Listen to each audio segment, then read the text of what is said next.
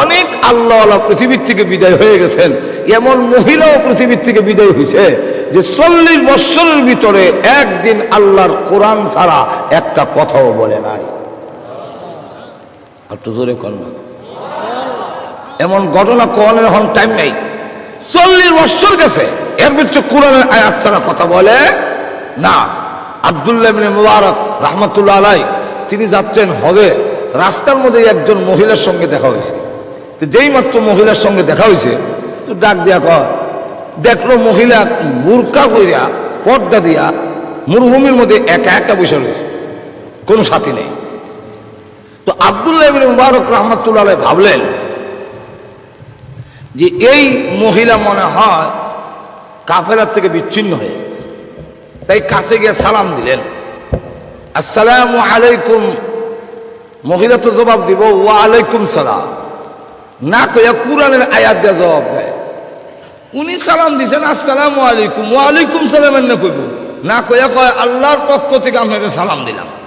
আব্দুল্লাহ ইবনে মুবারক বিরাট বড় মুহাদ্দিস, ইমাম বুখারীর ওনার উস্তাদ। তখন উনি বলতেছেন এইভাবে সালাম দিল কেন? তখন জিজ্ঞাসা করে আইনা তুরিদিনা ওয়া তাযহাবিনা, আপনি কোথা থেকে এসেছেন এবং কোথায় যাবেন?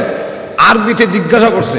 মহিলা আরবি ভাষায় জবাব না দিয়া কুরআনের আয়াত দিয়া জবাব দেয়, সুবহানাল্লাযী আসরা বিআবদিহি লাইলাম মিনাল মাসজিদিল হারাম ইলাল মাসজিদিল আকসা। এই আয়াত দিয়ে ইশারা দিলেন আমি বাইতুল্লাহ শরীফ জিয়ারত করছি, এখন বাইতুল মুকাদ্দাস যাব। আব্দুল্লাহ ইবনে মুবারক বলেন, তাহলে আপনি এখানে পড়ে আছেন, আপনি কি রাস্তা হারিয়ে ফেলেছেন? মহিলা জবাব দেয় কোরআনের আয়াত দিয়া, মাইয়ুদলিলহু ফালা হাদিয়া লা। আল্লাহ বলছেন আল্লাহ যাকে পথ হারা করে সে পথ পায় না। এই আয়াত দিয়ে ইশারা দিলেন আমিও পথ হারিয়েছি, পথ পাই না। তখন জিজ্ঞাসা করে কতদিন ধরে আপনি এখানে পড়ে আছেন? মহিলা জবাব দেয় কোরআনের আয়াত দিয়া, 3 লায়ালি সাবিয়া, 3 দিন ধরে আমি এখানে আছি। আব্দুল্লাহ ইবনে মুবারক প্রশ্ন করেন, মা আরা মাকে তো তাকুলিনা, আপনার সামনে কোনো খাবার দেখছি না, আপনি 3 দিন ধরে খান কি? মহিলা কোরআনের আয়াত দিয়া জবাব দেয়, কি খায় না খায়, কি পান করে, এটার জবাব কোরআনের আয়াত দিয়া। আমরা যে গেলে হারমোনি কোরআনের আয়াত দিয়া জবাব দিতাম, হারমো তো কোন দিকে? মহিলা জবাব দেয়, মহিলা তো আরবি ভাষায় কইব যে খামো না, একটা তো কইব কোরআনের আয়াত, সুম্মা আতিম্মুস সিয়ামা লাইল। এর অর্থ হলো আল্লাহ বলছেন তোমরা রোজা পুরা করো রাত পর্যন্ত। এটাতে কি বুঝাইলো? বুঝাইছে আমি রোজাদার, আমার রোজা রাত পর্যন্ত পুরা করতে হইব, অতএব তোমার খাওয়ান খাইতাম না। আব্দুল্লাহ ইবনে মুবারক বলেন, সফর অবস্থায় নফল রোজা বাঙ্গার অনুমতি আছে, ভাঙ্গে খাইয়া লাইন রাখলে বালা আর খাই নিলে পারেন। মহিলার জবাব দেয় রাখলে যদি বালা হয়, কুরআনের আয়াত দিয়ে জবাব দেয়, ওয়া আন তাসুমু খায়রুল লাকুম ইন কুনতুম তা'লামুন।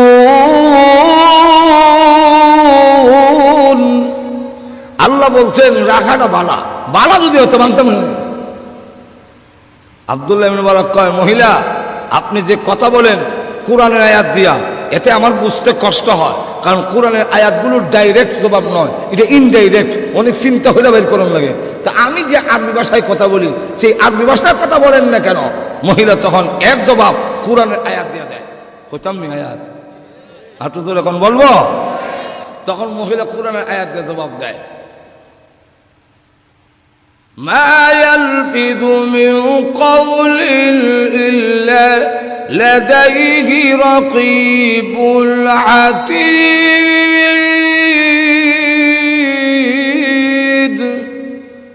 হে আব্দুল্লাহ ইবনে মুবারক, আল্লাহ বলছেন তোমাদের জবান দিয়া যা বের হয় সবগুলো আমি আল্লাহ রেকর্ড করি, হেফাজত করি।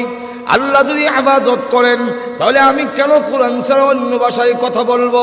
কিয়ামতের কঠিন ময়দানে আমার আমলনামা যখন উল্টানো হবে তখন আমি চাই ওই কিয়ামতের মাঠে আমার আমলনামা যেন আল্লাহর কোরআন শরীফ হয়ে যায়।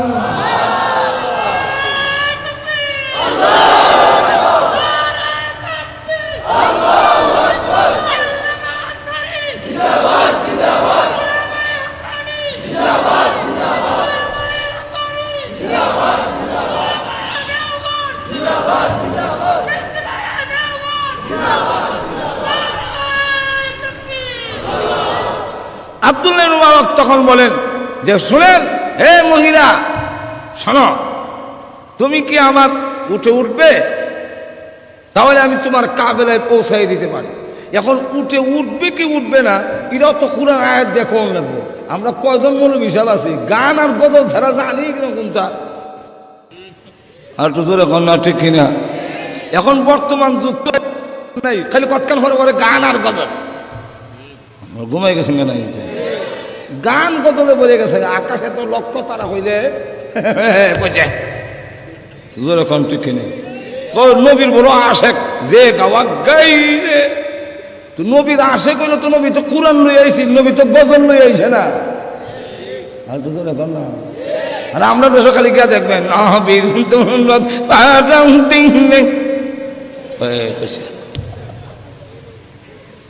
হারা দিলে আয়াত বেরো না। মহিলা এখন কোরআন আয়াত জবাব দিবে, উঠে উঠবে কি উঠবে না। তিনি বলেন والخيل والبغال والحمير لتركبوها। আল্লাহ বলছেন গুড়া গাদা খচ্চর উট এগুলা সৃষ্টি করেছেন সোয়ার হওয়ার লেগে। এই আয়াত দিয়ে ইশারা দিলেন যেহেতু আল্লাহ এগুলা সোয়ার হওয়ার জন্য সৃষ্টি করছেন তো উঠতে আমার কোনো আপত্তি নাই। উটটা তখন তিনি সোয়া উঠেন, এখন উঠেন কইয়া তো সেই রয়েছে উঠেন। এখন উঠতে গেলে হাওয়া আলগি দিলে তো আমাদের দেশের অনেক মহিলারা রিস্কাত উঠতে গেলে হাওয়া আলগি দিলে বুরকা করা থাকলে তো হাও কিছু বেরিয়ে যায়। তা আমরা দেশের যারা দিলের মধ্যে বেমার আছে হ্যাঁ অনেক কান ধরে উবারিছে রিস্কাত কোন সময় উঠে দেখতো ঠিক কিনা। এখন উনি তাকায় থাকলে উঠবে কেন? এখন বলতে হবে আপনি অন্যদিকে তাকান আমি উঠি, কোরআন আয়াত দিয়ে বলতে হবে, এটা করতে বলবে। মহিলা তখন বলে قل للمؤمنين يغضوا من أبصارهم। আল্লাহ বলছেন হে রাসূল মুমিন পুরুষদেরকে বলুন তোমরা নজর নিচের দিকে রাখো। এই আয়াত দিয়ে ইশারা দিলে ও আব্দুল্লাহ তোমার নজর নিচের দিকে রাখো। উঠো কয়ে সাইরিস ওখানে, আমি উঠবো কেমনে? এমনি আব্দুল্লাহ নিচের দিকে তাকাইয়া তিনি উঠেন।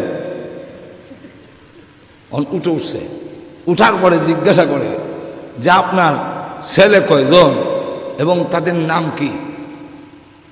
মহিলার ছেলের নাম কইব, আমরা ছেলে মেয়ের নাম কোরআন দিয়ে সম্মুখে নেই। নাট বল্টু স্কুপ ড্রাইভার হেলে না ডলে না খেলে না জ্বলে না, যেরকম ঠিক কিনা? পাপ্পু সাপ্পু, যেরকম ঠিক না? নাম রেখে বসে পাপ্পু আবার ডাহে। আবার আমরা জিগাই হুজুর নামের অর্থটা বানানো, জিগাইলে তো কখন লাগে। ডিকশনারি উঠলে গিয়া দেখি পাপ্পু অর্থ হলো আদরের কুত্তার বাচ্চা। তুই আদরের কুত্তার বাচ্চা, এটা মানুষের বাচ্চা হইব কুমলা। আরেকবার আমার হুজুর নিচে নাম রাখবার লেগে কয় হুজুর আমার ছেলে নাম রেখে দেন, তোমার ছেলের নাম আব্দুর রহমান বা আবদুল্লাহ রে খেলাও, শ্রেষ্ঠ নাম আল্লাহ রসুল বলছেন। তখন কয় হুজুর এটা পুরানো হয়ে গেছি, নতুন নাম রেখে দেন। আর শর্টকাট আমার আরো 3 ছেলে আছে এর সাথে মিলাইয়া বলে তোমার 3 ছেলের এটির নাম কি? বলে একটার নাম হারু, একটার নাম তারু, আর একটার নাম নারু। তো হুজুর কয় এটার নাম রেখে দাও গরু। কারণ হারু তারু নারু আর মিলাই কি তারা গরু রেখে দাও। এই হলো আমরা নামের অবস্থা, এখন ঠিক কিনা? এখন মহিলা জবাব দেয় 3 ছেলের নাম কোরআন দিয়া কয়। বলবো আয়াত না অসুবিধা হইতেছে? আল্লাহ কোরআনে বলে واتخذ الله إبراهيم خليلا وكلم الله موسى تكليما يا يحيى خذ الكتاب بقوة 3 আয়াত করে দিলেন, ইশারা দিয়ে বুঝাইলেন আমার বড় ছেলের নাম আত্তাখাযাল্লাহু ইব্রাহিম খালিলা, বড় ছেলের নাম ইব্রাহিম। 2 নম্বরে কয় ওয়াকাল্লামাল্লাহু মূসা তাকলিমা, আমার 2 নম্বর ছেলের নাম হলো মূসা। 3 নম্বর আয়াত ইয়া ইয়াহইয়া, মানে আমার ছেলের নাম ইয়াহইয়া। এখন জিজ্ঞাসা করে, ও মহিলা, আপনার কি স্বামী আছে? বিত্রে বিত্রে নিয়ত হইল এই মহিলার যদি জামাই না থাকে আর বিয়া করে লওয়া যায়। কিয়ামতের মাঠে আমি আব্দুল্লাহ ইবনে মুবারকের কোনো আমল কামল না লাগলো, এই মহিলার স্বামী হওয়ার কারণে জান্নাত লাগলো। কারণ কিয়ামতের কঠিন ময়দানে আল্লাহ রাব্বুল আলামিন স্বামী স্ত্রী যদি দুজনেই নেককার হয়ে যায়, কিয়ামতের দিন বলবে, আল্লাহর নবী বলেন আল্লাহ কিয়ামতের মাঠে বলবেন তোমরা একজনের আঙ্গুল ধরো। আল্লাহ ধরেছি, একজন একজনের দিকে তাকাও, আল্লাহ তাকাইছি, হাসি দে, আল্লাহ হাসি দিছি, জান্নাতের গেট খুলে দিয়েছি, আঙ্গুল ধরে ধরে আমার তৈরি জান্নাতের ভিতরে প্রবেশ করো। আবার যদি এমন হয় মহিলার আমল বালা, জামাইয়ের আমল বালা না, আল্লাহ স্ত্রীকে জান্নাতের টিকিট দিয়ে বলবেন তুমি যাও। আল্লাহ আমার জামাই কো বলে এটার খাস পথ বালা না। প্রভু জান্নাতে যাওয়ার সিস্টেম, স্বামী স্ত্রী একজনের আঙ্গুল ধরে যায়। ওই যে বিশ্ব নবী যাচ্ছেন জান্নাতে, খাদিজা এসে আঙ্গুলে ধরা। ওই যে আলী আঙ্গুলে জান্নাতে যায়, আলীর আঙ্গুলে ফাতেমা ধরা। এই হলো সিস্টেম। আল্লাহ আমি একা যাবো কেমনে, আমার স্বামী যে নাই, এর আমল বালা না, তুমি যাও, দেখা দেবো হরে। আল্লাহ জান্নাতের টিকিট নিয়ে যাও, আমি যেতাম না। আল্লাহ ডাক দিয়ে বলবেন আমি আল্লাহর বিধান হলো টিকিট দিলে টিকিট ফেরত নেই না। টিকিট ফেরত নেওয়া হলো ছোট লোকের কাম। আমি আল্লাহ অত ছোট না যে টিকিট দিয়ে ফেরত নিতাম। প্রভু তাহলে জান্নাতে আমি যাব না। আল্লাহ রাব্বুল আলামিন বলবেন যাও। বলেন আমার স্বামীকে না দিলে আমি যাব না। আল্লাহ বলবেন আমার বিধান নাই টিকিট ফেরত নেওয়া, বরং আরেকটা দিতাম পারি, ফেরত নিতে পারি না। তোমার সুপারিশে তোমার স্বামীর জিন্দেগির অপরাধ মাফ করে জান্নাতে যাওয়ার পারমিশন দিলাম। বউ যদি জান্নাতি হয় এই সুযোগে জামাই জান্নাতি হয়ে যাব। জামাই যদি জান্নাতি হয়, বউর আমল যদি সেই পরিমাণ না হয়, স্বামীর সুপারিশে বউ জান্নাতি। যাও। তো বলা যায় না এই মহিলার স্বামী যদি না থাকে, এমন মহিলার স্বামী যদি হইতাম পারি, তাহলে আমার কোনো আমল কামল না লাগলেও এই মহিলার কারণে জান্নাতে যাবো। তাই জিগায় আপনার স্বামী আছে কি? এখন আছে কি না এটা তো কোরআনের আয়াত দিয়ে হইতে জোরে কোন, ঠিক না? এখন কেমনে বলবে? বলবো আয়াত আরো জোরে কন। মহিলা তখন ডাক দেয়া বলে ইয়া আইয়ুহাল্লাযীনা আমানু লা তাসআলু আন আশিয়া'a ইন তুবদা লাকুম। হে আব্দুল্লাহ ইবনে মুবারক, আল্লাহ কুরআনে বলেন হে ঈমানদারেরা, সব বিষয়ে তোমরা প্রশ্ন করো না। অতএব আমার স্বামী আছে কিনা এই ব্যাপারে তুমি প্রশ্ন করো না।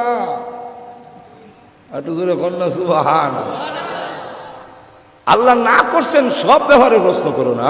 অতএব আমার জামাই আছে কিনা এটা তো তোমার জানার বিষয় না, এটা প্রশ্ন করো না। আব্দুল্লাহ, লম্বা ঘটনা, আজকের দিনে শেষ করুন দিত না। আব্দুল্লাহ ইবনে মুবারক উঠে করে নিয়ে তার কাফেলার কাছে পৌঁছে, কাফেলার কাছে যখন আলামত বলে দিছে, নিদর্শন বলে দিছে, কাফেলার কাছে গিয়ে ডাক দিলেন ইয়া ইব্রাহিম, ইয়া মূসা, ইয়া ইয়াহইয়া। এমনি 3টা যুবক কাফেলার ভিতর থেকে বের হয়ে এসেছে। আসার পরে জিজ্ঞাসা করে এই মহিলাকে তোমরা চিনো? এমনি ওনাকে জড়ায় ধরছেন, হুজুর আজকে অনেক দিন ধরে আমার মা কাফেলার থেকে হারিয়ে গেছে, ভাই না আপনি ভাইলেন কই? বললেন উনি তো আমাদের মা। বললেন তোমার মা কই পাইলাম এটা কম ঘরে, আগে বলো তোমাদের মা কোরআনের আয়াত ছাড়া কোন কথা কয় না, এটা কি? তখন তারা ডাক দেয়া হয় হুজুর আপনি হয়তো ভাবতে পারেন যে এই আপনাকে ভাইয়া আমার মা হয়তো কোরআনের আয়াত দেয়া কথা বলছে আর অন্য সময় হয়তো অন্য ভাষায় কথা বলে। না না, এরকম না। আজকের থেকে 40 বছর অতিবাহিত হয়েছে। আমাদের মা এমন মা যে আল্লাহর কোরআন ছাড়া 40 বছরের ভিতরে একটা কথাও তিনি বলেন নাই।